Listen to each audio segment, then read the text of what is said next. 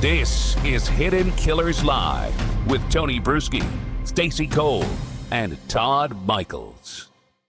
There you go. You had a chance to see how that all went down last night with the verdict in Donna Adelson. And what I had sweet dreams. I had sweet dreams last night knowing that Donna is behind bars for the rest of her life. How about you guys? Did you guys feel good? I didn't sleep much. Were you having nightmares that Donna was going to come and ruin your life? Or she reminds me of my grandmother, Bertha was her name. She's Bertha. Yes. There's And a name. I was supposed to be named after her. So thank God my mom came out of her stupor of all the drugs when she had me and said, no, I am not having a daughter named Bertha. That would have been great. Right. Hidden Killers. Yeah. Donna reminds me a Bertha lot and Todd. Tony, Bertha, and Todd in the morning. You have to change your name, I think. But oh God, yeah. I think a lot of people have moments that she reminds people of. Yeah. Or people. But I feel bad. At least it's not her first day in prison. Yeah. I always picture that when somebody is convicted of something, they've been out this entire time, and then that night is the first night in the. Well, there is a difference here. She's going from jail to prison, so it is kind of her first day in prison. It is. Do they do cavity searches?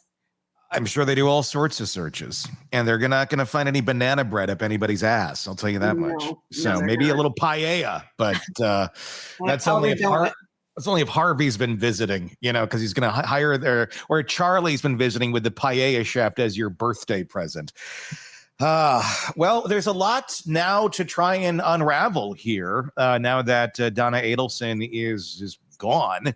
Eric Faddis, defense attorney, former prosecutor, joining us. Eric, you have prosecuted 55 jury trials, including murder cases. This took just 3 hours to convict Donna on just last night. Donna on all counts. Let's start bisecting what made this case so compelling. That jailhouse informant. Prosecutors relied heavily on Patricia Bird and Drina Bernhardt, inmates who testified Donna confessed and then tried to buy false testimony, exchanges for a grand piano, cash, all sorts of, conjugal visits with Harvey, things like that. I'm kidding. I made that part up. No. Wait. People are lining up for that shit. As a former prosecutor, how risky is building a case around a jailhouse witness like this? There is always exposure on the prosecution side when you have witnesses who are behind bars, who have an incentive to improve their legal position, and whose credibility can be attacked because the other side's going to say, hey, they're just making up and saying whatever the government wants them to say because they think they're going to get a benefit. That's always a risk.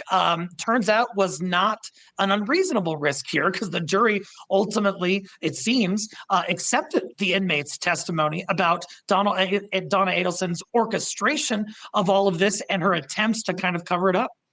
They certainly accepted it in this case, which is interesting because sometimes that testimony is taken different ways, but I guess they came across to that jury as very authentic. And I want to let everybody know who's watching us live right now on YouTube. Please, in the comment section, if you have a question for Eric about this case, throw it out there and we'll try and get to it in our conversation here. Certainly, they got to believing these two inmates talking about the $10,000 grand piano, drugs for false testimony. It almost made the insane offers made it more believable because it totally plays into how Donna Adelson acts. But what sort of does this open up grounds for appeal or anything like this with testimony from jailhouse snitches? I don't see any colorable grounds for appeal arising out of their testimony.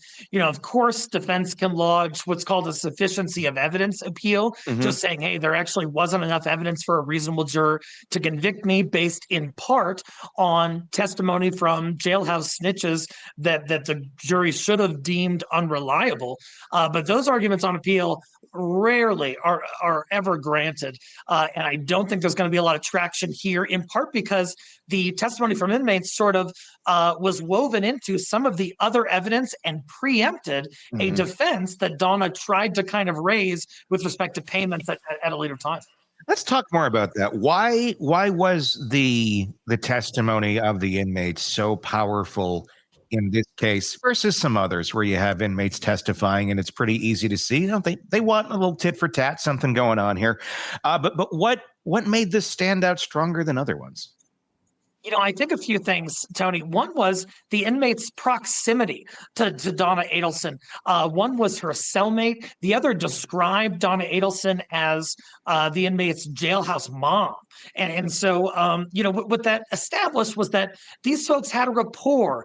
They were close. And jurors can use their common sense. Hey, when we're talking with someone who's close to the defendant on the inside, they're all desperate. They're all going through this horribly distressing situation. Oftentimes, individuals confide in one another. That's just something that happens. That's human nature.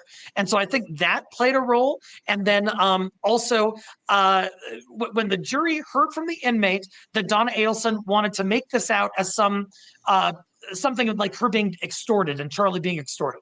And the inmate said, hey, that was all a ruse. There was a script and everything that I was supposed to go by to create this falsehood that she was being extorted. And then in the defense's case, where Donna puts up a witness who says, oh, yeah, it was her position she was being extorted. I think the jury kind of looked at those things in their entirety and said, wait a sec, this seems much more like a ruse than some sort of sincere extortion. How early on do you think those inmates saw Donna for what she was? and jailhouse mom and all the, cuddly, lovey, things that are going on. But more so, oh, this woman is insane. This woman is trying to is asking us to testify positively for her. She's offering this, she's offering that. Do you think they saw her coming and said, okay, let's play along because this insanity is going to get us some traction here with our own cases and maybe some sort of leniency. So let's lean into Donna and make her think we're all buddy-buddy. Oh, that very well could be how it played out behind those jail walls. Look, jail people who are incarcerated, some are book smart, some are not, but many are street smart. They're good at reading people. They're savvy. They're good at identifying avenues that they can explore to improve their situation. And so I think they saw Donna Adelson, this wealthy, older person who's sort of way out of her depth, in above her head. She's offering a grand piano, among other things, in order to, in exchange for falsified testimony. I think the witnesses said, hey, this is a pretty easy mark. And I might feign as if we're super buddy in here, but that's not how it played out in court. And I imagine they recognized Donna's vulnerability and a way that they could improve their situation pretty early on. Want more on this case and others? Then press subscribe now and don't miss a moment of true crime coverage from Tony Brueski and the Hidden Killers podcast.